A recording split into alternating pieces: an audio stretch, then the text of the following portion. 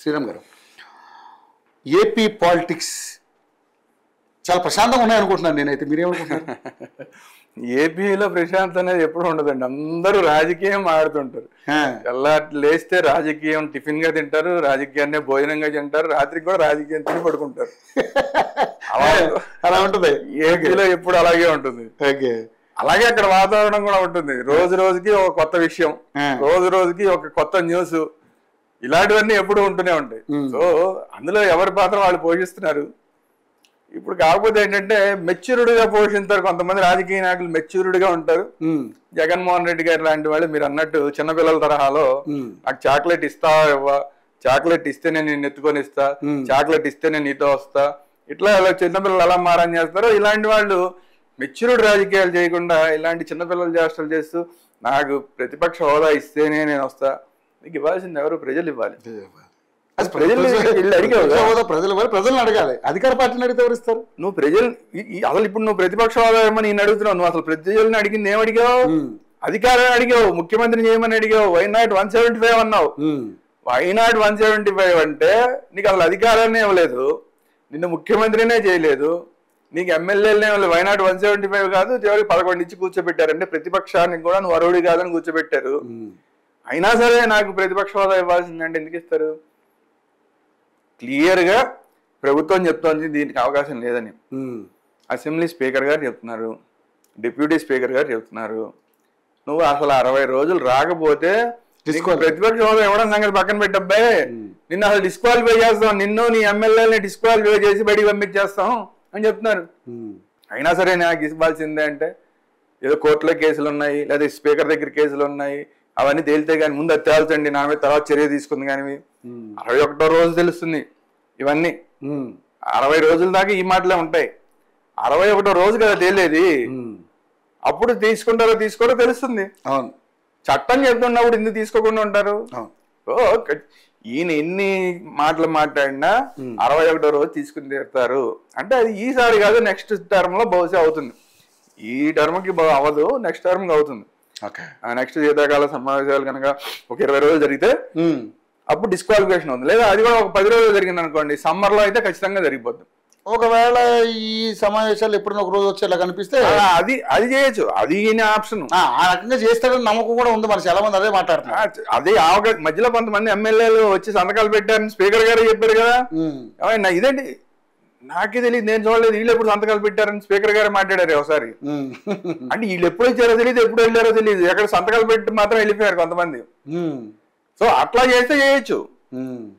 లేదా ఇక్కడ గతంలో టీఆర్ఎస్ పార్టీ తెలంగాణలో చేసింది, వాళ్ళు అధికారంలో వాళ్ళు ఎమ్మెల్యేలుగా ఉండి వాళ్ళు రాజీనామాలు చేసి ఆ తెలంగాణ అనే దాన్ని నినాదాన్ని నిలబెట్టడం కోసం వాళ్ళే రాజీనామాలు చేసి మళ్ళీ వాళ్ళు గెలవడం, ఉప ఎన్నికలు తెచ్చుకోవడం. నీకు ఆ దమ్ముంటే నువ్వు ఓపెన్ చేయి. 61 రోజులు నువ్వు వెళ్లకుండా ఉండు, నేను డిస్క్వాలిఫై చేసేస్తే మళ్ళీ అక్కడ ఉప ఎన్నిక వస్తుంది. ఆ ఆప్షన్ తీసుకోవాలనే అవకాశం కూడా నీకు ఉంది. ఆ ఆప్షన్ తీసుకోగలవా? ఆయన కేసీఆర్ గారి లాగా నీకు అంత దమ్ము ఉంటే ఆప్షన్ కూడా తీసుకోవచ్చు. తీసుకుని చూసారా నేను మళ్ళీ గెలిచా, గతంలో కన్నా ఎక్కువ మెజారిటీతో గెలిచాను చూపించుకో. తప్పే ఉంది. బాల్ నీ చేతుల్లో ఉంది. ప్రభుత్వం అదే చెప్తోంది, బాల్ నీ చేతుల్లో ఉంది అబ్బాయి, 61వ రోజు నేను తీసిపడేస్తాం, డిస్క్వాలిఫై చేస్తాం అని ప్రభుత్వం చెప్తోంది. అసెంబ్లీ స్పీకర్ చెప్తున్నారు, డిప్యూటీ స్పీకర్ చెప్తున్నారు, చట్టం కూడా అదే చెప్తోంది. సో నీకు ధైర్యం చేసి నువ్వు ఓపెన్ చేస్తావా? లేదంటే మధ్యలో వెళ్ళి ఎవరు చూడకుండా సంతకం పెట్టి వస్తావా? లేదంటే ఒకరోజు సడన్ గా వెళ్ళిపోయి అందరికి ఊరికే నమస్కారాలు పెట్టేసి పక్కకు వచ్చేస్తావా? లేదు, సరే ఇన్నాళ్లే జరిగిందేదో జరిగిపోయిందని నేను నా బాధ్యత నిర్వహిస్తాను, నన్ను ప్రజలు ఏ పోస్టులో కూర్చోమని కూర్చోబెట్టారో ప్రజల ఆజ్ఞని శిరసావహించి నేను ఆ పోస్టులో కూర్చుంటా అంటావు. ఇన్ని ఆప్షన్లు నీకే ఉన్నాయి, నీ చేతుల్లో ఉంది. నువ్వు ధీరోదాత్తుడుగా ఏం చేస్తావు? హీరోగా ఉంటావా, విలన్ గా ఉంటావా, కమేడియన్ గా ఉంటావా, ఎలా ఉంటావా అని నీకు ఛాయిస్ ఇచ్చారు, ప్రజలు ఇచ్చేసారు, ప్రభుత్వం ఇచ్చింది, స్పీకర్లు ఇచ్చారు. ఏ ఛాయిస్ తీసుకుంటాడని ఆయన ఇష్టం. కానీ ఎందుకు రావట్లేదు అంటే సార్ కారణం ఏమైనా బలమైన కారణం ఉందంట? ఏమి లేదు, ఆయనకి మైక్ కావాలి, మైక్ రాదు. ఇంకొకటి ఏంటంటే ఈయన గతంలో అందరినీ ఏం చేశాడు, ఇప్పుడు మళ్ళీ చరిత్ర పునరావృతం అవుతుందన్న భయం ఉంది. గతంలో ఏడిపించాడు, నీకు 23 సీట్లే 23 సీట్లే 23 సీట్లే, మా 23 మంది ఎమ్మెల్యేలు తీసుకున్నావు, నీకు 23 వచ్చాయి. ఇదంతా దేవుడి స్క్రిప్ట్, దేవుడి స్క్రిప్ట్. ఆయన పదే పదే మాట్లాడి మాట దేవుడి స్క్రిప్ట్ అన్నాడు. ఇప్పుడు అదే దేవుడి స్క్రిప్ట్ రివర్స్ అయ్యి ఏమైంది? ఇప్పుడు ఆయనకి రాశాడు స్క్రిప్ట్, ఇప్పుడు ఈయనకి రాశాడు. ఇప్పుడు ఇది దేవుడి స్క్రిప్ట్ అని అది మాట్లాడతారేమో అని భయం. అందుకని ఆ అవమానాలను తట్టుకోవడం అనేది సామాన్య విషయం కదా, తట్టుకునే ధైర్యం లేదు. నిజంగా అయితే నువ్వు వాజ్పేయి గారి లాగా ఉండాలి. వాజ్పేయి గారిని పార్లమెంట్ లో ఒక రోజున మొత్తం అందరూ ఏడిపించారు. మీరేంటి, మీ బీజేపీ పార్టీ ఏంటి, 2 ఎంపీలతో ఉన్న పార్టీ మీరేంటి అన్నారు.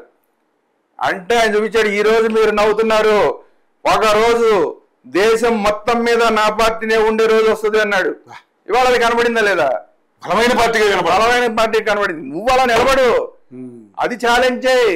రేపు పొద్దున్న వెళ్తావు, తెలుగుదేశం వాళ్ళు ఇంకోళ్ళు నిన్ను విమర్శిస్తారు, విమర్శించనివ్వు, ధైర్యంగా ఎదుర్కో. రాజకీయాల్లో ధైర్యం ఉండాలి, ధైర్యంగా ఎదుర్కో. ఈ రోజు వచ్చా లేదు, మళ్ళీ నేను నీకన్నా ఎక్కువ తెచ్చుకుంటాను, నిలబడితే నీ వైపు ప్రజలు నిలబడతారు. నువ్వే పారిపోతే, చంద్రబాబు నాయుడు ఎన్ని అవమానాలు ఎదుర్కొంటే ఇప్పుడు మళ్ళీ నిలబడ్డాడు ఆయన. నువ్వే పారిపోతే ఏంటి పరిస్థితి? మగువ మాంచాల కథని గుర్తు తెచ్చుకో. చివరికి ఏమవుతుంది, నువ్వు దాక్కుంటే మొగుడు వచ్చి దాక్కుంటే మంచాన్ని అడ్డం పెట్టింది. ఆడంగితనంగా ఏంటినైనా వచ్చేసావు, వెళ్ళి యుద్ధానికి అని చెప్పి భార్య పంపించింది. ఇక్కడ అలాంటి సీన్ అయ్యే అవకాశం కూడా లేదు. కాబట్టి ఏంటి అంటే అలాంటి కథలు మనం గుర్తు తెచ్చుకోవాలి. పారిపోతే, వెన్ను చూపి పారిపోతే ఇంట్లో భార్య కూడా నీకు విలువ ఇవ్వదు అని చెప్పి ఆ కథ చెప్తుంది, మగువ మాంచాల కథ. సో ఇవాళ నీకు 11 సీట్లు ఇచ్చి నువ్వు కూర్చో అంటే కూర్చో, అక్కడ కూర్చోకుండా నేను పారిపోతాను, నేను అసలు అక్కడికి వెళ్ళను, వాళ్ళ మొహం చూడలేను, నాకు భయం అంటే రేపొద్దు నిన్ను ఇంకా ఆ 11 కూడా ఎవరుగా. రేపు అసలు ఈ పార్టీ పరిస్థితి ఏంటి? చాలా మంది అదే అంటున్నారు. మీరంటే ఇప్పుడు వచ్చారు మాట్లాడుతున్నారు, మీ అభిప్రాయం. నేను అంతకుముందు చాలా మంది మీ దగ్గర ఇలా విశ్లేషణ తీసుకుంటే పార్టీ మనవేడ కష్టం అంటున్నారు. ఏం అదే అర్థం కాదు నాకు కూడా. అసలు నీతో ఉన్న మిగతా 10 మంది ఎమ్మెల్యేలు రేపొద్దు నీతో పాటు ఉంటారా? వాళ్ళ కూడా గ్యారంటీ లేదు. వాళ్ళు ఇంత ఊపులు, అంటే జగన్మోహన్ రెడ్డికి వ్యతిరేకంగా అంత తుఫాన్ లాంటి ఊపు, ఈ కూటమికి అనుకూలంగా అంత తుఫాన్ లాంటి ఊపు ఉన్న టైంలో గెలిచి వచ్చారు వాళ్ళు. ఎంత గొప్ప నిజంగానే. అలాంటి వాళ్ళలో కొత్త ఎమ్మెల్యేలు ఉన్నారు. వాళ్ళు ఎన్ని కలలుగానే ఉంటారు. వాళ్ళు చిన్నప్పటి నుంచి నేను రాజకీయాల్లోకి రావాలి, ప్రజానాయకుడికి ఎదగాలి, నా ప్రజల కోసం నేను మాట్లాడాలి, అసెంబ్లీకి వెళ్ళి అధ్యక్ష అనాలనుకుంటారు కదా. ఎవరు చంద్రశేఖర్ అని ఒక ఆయన ఉన్నాడు. ఇప్పుడు వాళ్ళకి అవకాశం లేకుండా చేసావు కదా నువ్వు, అధ్యక్ష అనే అవకాశం లేకుండా చేసావు. వాళ్ళు అంత కష్టపడితే వాళ్ళ పేర్లు అసెంబ్లీ చరిత్రలో లేకుండా చేస్తున్నారు మీరు.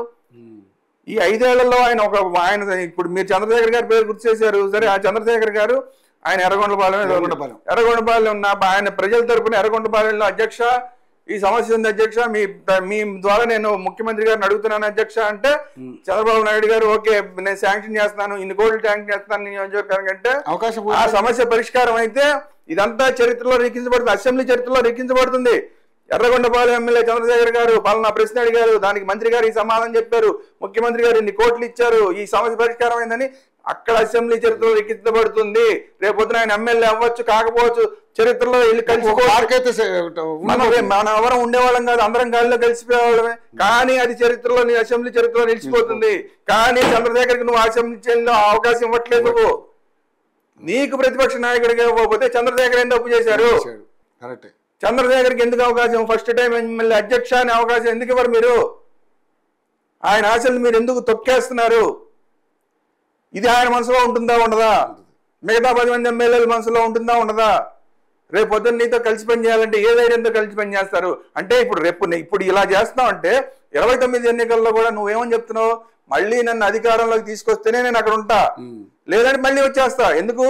మీరు గుర్తుపెట్టుకుంటే 2014-19 మధ్య కూడా ఆయన ప్రతిపక్ష నాయకుడిగా ఉన్నప్పుడు మధ్యలో ఏదో ఒక వంక పెట్టి నేను ప్రజల్లోకి వెళ్ళిపోతున్నా అని చెప్పి అసెంబ్లీని వదిలేసి వచ్చేసాడు.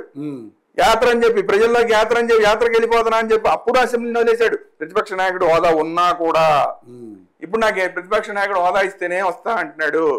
రేపు పొద్దున ఈయనకి అధికారం ఇవ్వకుండా ప్రతిపక్ష నాయకుడు హోదా వచ్చినా కూడా, అంటే 18 కన్నా ఎక్కువ జిల్లాలో 30, 40, 50 సీట్లు ఎన్నన్నా కానీ వచ్చినాయనుకోండి, అప్పుడు కూడా ఎక్కువ రోజులు అసెంబ్లీలో ఉండడు. అంటే ఇప్పుడు ప్రజలకి మీరు ఏమని మెసేజ్ ఇస్తున్నారు? నాకు అధికారం ముఖ్యమంత్రి ఉంటేనే నేను అసెంబ్లీలో ఉంటా, లేదా ఏదో వంక పెట్టి బయటికి పోతా. ఇంకెందుకు ఈ పార్టీ ఉన్నట్టా లేనట్టా? ఈ ఎమ్మెల్యేలు ఎవరికి భవిష్యత్తులో కూడా అవకాశం లేదుగా. నెక్స్ట్ ఎలక్షన్ లో గెలిచినా కూడా అప్పుడు కూడా ఏదో వంక పెట్టి బయటకు వచ్చేస్తారు కదా, ఆయనతో పాటు మిగతా ఎమ్మెల్యేలు బయటకు వచ్చారు కదా. అంటే అధ్యక్ష అనే అవకాశం అప్పుడు ఉండదు, ఇప్పుడు ఉండదు, అప్పుడు ఉండదు కదా. అదే కదా మీరు ఇస్తున్న మెసేజ్. ఇంకా ఏ ధైర్యంతో ఇలాంటి ఎమ్మెల్యేలని గెలిపిస్తారు ప్రజలు? వీళ్ళు ఎడిదిరిగిన వీళ్ళకి అధికారం వస్తే తప్ప వీళ్ళు వెళ్ళి మన సమస్యలు మాట్లాడరు.